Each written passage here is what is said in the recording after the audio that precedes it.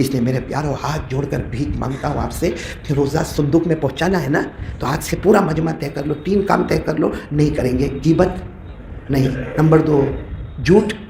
نہیں جو حدیث میں آیا، اور نمبر 3 موبائل کا فارمیٹ بدل دو، کم سے کم رمضان میں تو کرو، رمضان میں تو ننگی عورت کو مت دیکھو، رمضان میں تو ایپیسوڈ مت دیکھو۔ ہمارا ایمان اتنا گرا ہوا ایمان ہے، رات کو کیرم کھیلتے، اللہ اکبر، رمضان کی رات اللہ مغفرت اتار رہا ہے، وہاں ترکی میں زلزلہ آیا ہے، وہاں موزمبیک میں ہوا کا طوفان آیا ہے، کتنے لوگوں کو جنازے کی نماز نہ ملی، کتنے لوگوں کو کفن کا کپڑا نہ ملا، رات کو کیرم بورڈ کھیلتا ہے، کتنے قبرستان کے سامنے والی بال کھیلتے ہیں، اور آپ نے دیکھا ہوگا نشہ لیتے ہیں، اور یہ رات کو بائک کے اوپر ایک بائک دوڑاتے اور زور سے ہارن بجا بجا کر دوڑاتے اور سمجھتے کہ جیسا رمضان کی رات ملی ہے نا تو میرے کو جھاگنے کا ہے۔ میرے پیاروں، بڑے راتوں میں جہاں ثواب بڑا ہوتا ہے نا، وہاں گناہ پر عذاب بھی بہت بڑا آ جاتا ہے۔ اللہ میری اور آپ کی حفاظت فرمائے کہ ہمارے آقا محمد رسول اللہ بولو صلی اللہ علیہ وسلم نے فرمایا اولہ رحمہ واوسطہ مغفرہ وآخرہ عتق من النار۔ ہمارے آقا محمد رسول اللہ بولو نا صلی اللہ علیہ وسلم نے فرمایا رمضان کے پہلے 10 دن، پہلی 10 راتیں اللہ رحمت ہی رحمت عطا فرماوے، دوسرے 10 دن آ جائے اللہ مغفرت کے پروانے تقسیم کر دے، اور انشاءاللہ ہم جب پہنچیں گے آخری عاشرے میں پہنچیں گے، ہمارے نبی فرماتے اللہ نے میری امت کو جہنم سے آزاد کر دیا۔ آخر میں کیا فرمایا؟ واللہ فی عون العبد ما کان العبد فی عون اخی۔ ہمارے نبی نے فرمایا اللہ اپنے بندے کی مدد کرتا رہتا جب تک ایک بندہ دوسرے بندے کی مدد کرتا رہتا ہے۔ مگر وہ اللہ کے ولی جن کو مسجدوں کا امام کہا جاتا ہے، جن کو مسجدوں میں اذان دینے والا کہا جاتا ہے، جن کو مسجد کا خادم کہا جاتا ہے، ان کا کیا ہوگا؟ مہینے کی 25 50 60 اور 1 لاکھ کی ہماری کمائی ہے، اور امام کی پگار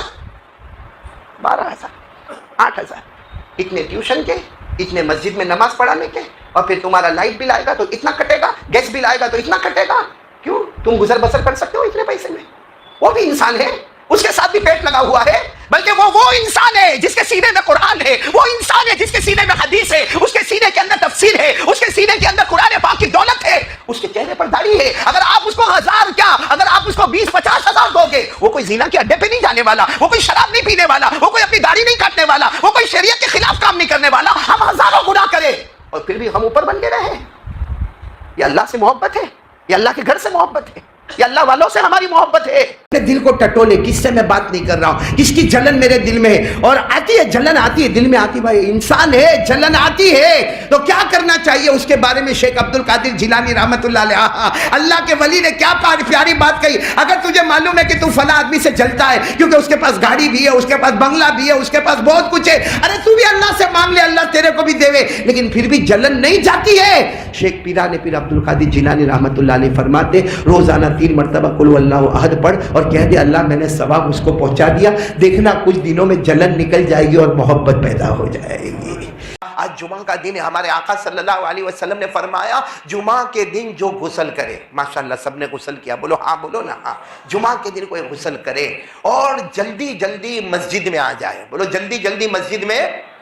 جیسے ماشاءاللہ یہ جماعت خانے میں جو بیٹھے ماشاءاللہ پہلی سنت پر بھی عمل ہوا، غسل بھی کیا، نمبر 2 جلدی جلدی مسجد میں آ گئے، نمبر 3 خطبہ سنے، غور سے خطبہ سنے، نمبر 4 امام کے قریب بیٹھے، اور نمبر 5 خاموش رہے۔ ہمارے آقا صلی اللہ علیہ وسلم فرماتے جتنے قدم لے کر وہ جمعہ میں آیا ہے، ہر قدم کے بدلے میں، ہر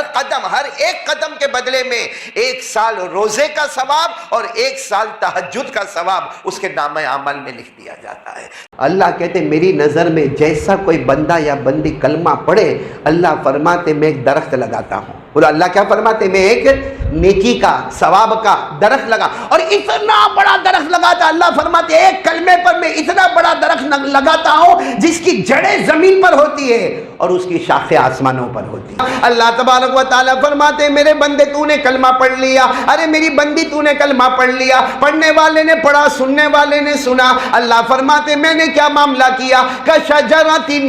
طیبہ، اللہ فرماتے میں نے تو جیسے نیکی کا درخت لگا دیا، ثواب کا درخت لگا دیا، اصلھا ثابت، جس کی جڑیں زمین میں ہوگی، وفرعھا فی السماء، اور اس کی شاخیں آسمانوں پر ہوگی۔ دوسری بات وَمَن يَسَّرَ عَلَى مُوسِرٍ يَسَّرَ اللَّهُ عَلَيْهِ فِي الدُّنْيَا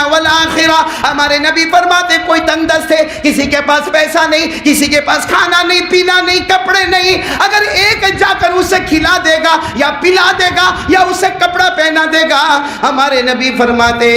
سننا ایک اور حدیث میں ہمارے نبی فرماتے تو نے بھوکے کو کھلا دیا, ہمارے نبی فرماتے اطعم اللہ من ثمار الجنہ, اللہ جنت کے پھلوں میں سے تجھے پھل کھلائے گا. اگر تو نے پلا دیا رحیق مختوم جو سب سے جنت کی بہترین شراب ہے وہ اللہ تجھے پلائے گا, اور کسی کو پہنا دے گا اللہ تجھے جنت کا لباس پہنا دے گا. ہمارے نبی نے اخلاق بتائے, کیا فرمایا, ومن ستر مسلمہ سترہ اللہ فی الدنیا والآخرہ. ہمارے نبی فرماتے تو نے کسی کو گناہ کرتے ہوئے دیکھا, ایسا بن جا جیسے تو نے دیکھا ہی نہیں. اللہ فرماتے آجا قیامت میں گناہوں کا دفتر لے کر آئے گا, میں بھی ایسا بن جاؤں گا جیسے تیرے گناہ کو دیکھا ہی نہیں. قرآن کے اصل معنی آتے ملنا اور ملانا, بولو ملنا اور ملانا. اور قرآن کو قرآن اس لیے کہتے ہیں کہ جو قرآن سے ملتا ہے اللہ اس کو اپنی محبت سے ملا دیتا ہے. جو قرآن سے ملتا ہے پیارے نبی کے عشق کے ساتھ مل جاتا ہے, اور جو قرآن سے ملتا ہے نیک اعمال کے ساتھ جڑ جاتا ہے, جو قرآن سے ملتا ہے نیک اخلاق سے مل جاتا ہے, اور آخر میں کہو جو قرآن والا بن جاتا ہے وہ جنت والا بن جاتا ہے.